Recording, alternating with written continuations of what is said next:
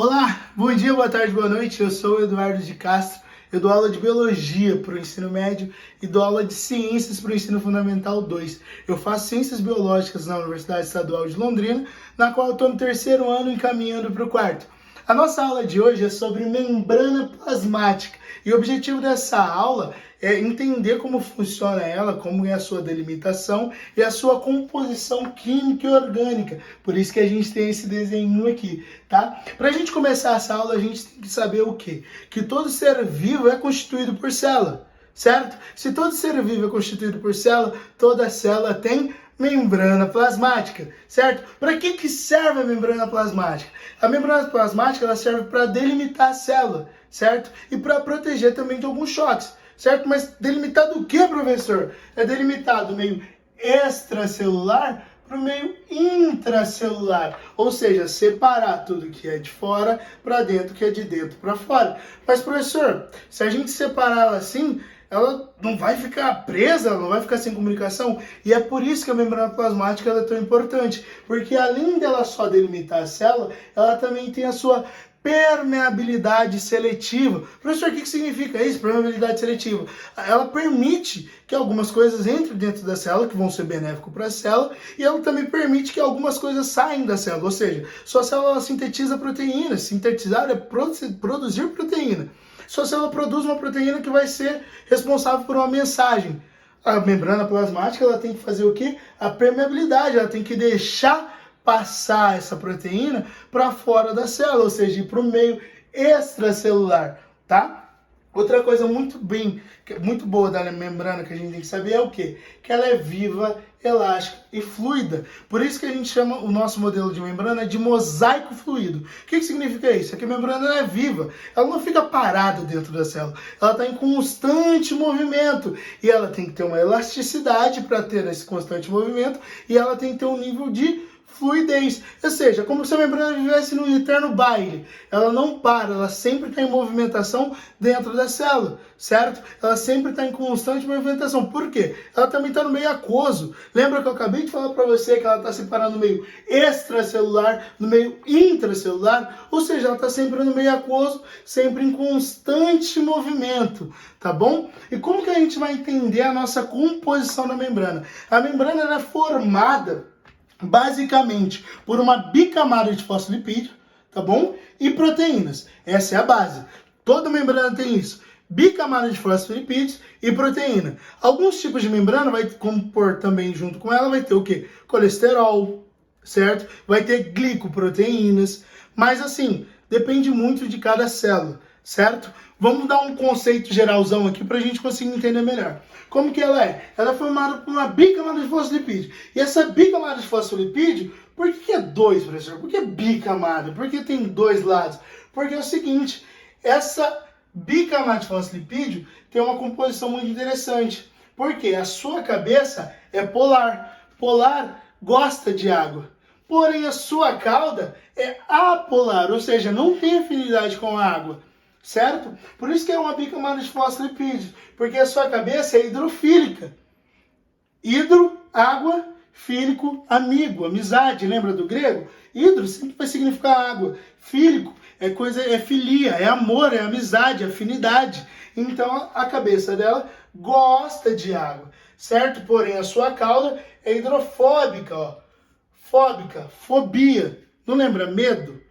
Hidro, água, fóbico, medo. Medo de água. Ou seja, essa parte aqui não se mistura. Um exemplo clássico que a gente pode lembrar disso é quando a nossa mãe vai fazer macarrão.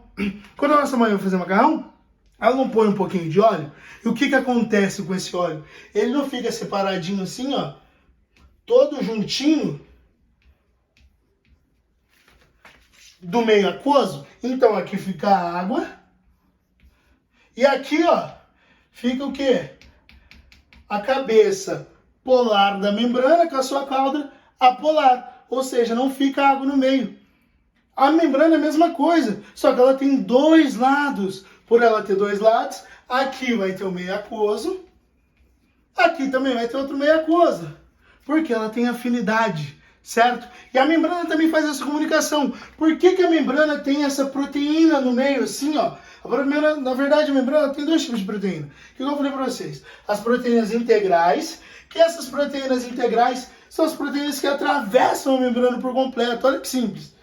Ela atravessa a membrana por completo, é uma proteína integral. E a gente tem as proteínas periféricas. Essas proteínas periféricas, ela pode ficar tanto por cima da membrana, como eu desenhei aqui, tanto entre a membrana, certo? Essas proteínas periféricas são utilizadas para comunicação, para transporte de gases, transporte soluto, certo?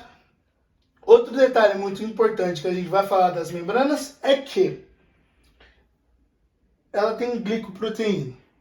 Essa glicoproteína tem em todas, igual eu falei, tem em todas as membranas? Não. Mas para que serve essa glicoproteína? Que tem uma estrutura muito importante aqui em cima chamada glicocálice. Esse glicocálice, ele é assim, ele é nesse formato mesmo, ele parece um cálice, ele tem esse formato diferente, porque ele faz a comunicação celular. As células se comunicam, ou seja, chega algum vírus, alguma bactéria invasora dentro do seu sistema imunológico, quem identifica é o glicocálice.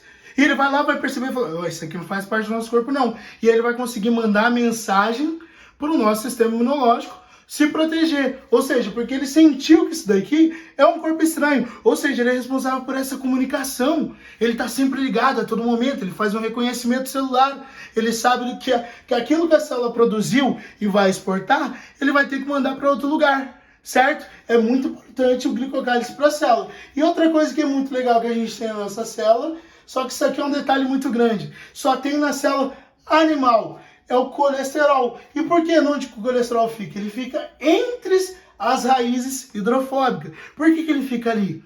É para ele dar um pouco de rigidez para a célula. Lembra que eu falei que a célula aqui, ó, fluida? Ela está sempre aqui, ó, em constante movimento. Só que ela não pode ser tão mole, porque senão ela pode se romper.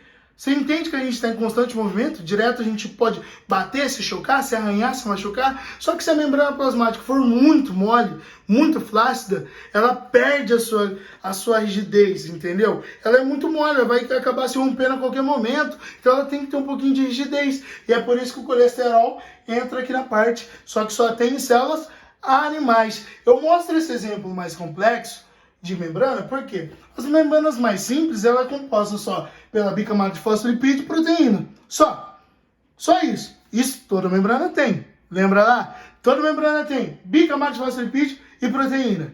Glicoproteína. Algumas membranas têm, mas não todas, não é uma lei. Mas a maioria também tem, mas não é uma lei. Você pode achar que não tem. E colesterol a gente só vai ter em células animais. Fechou?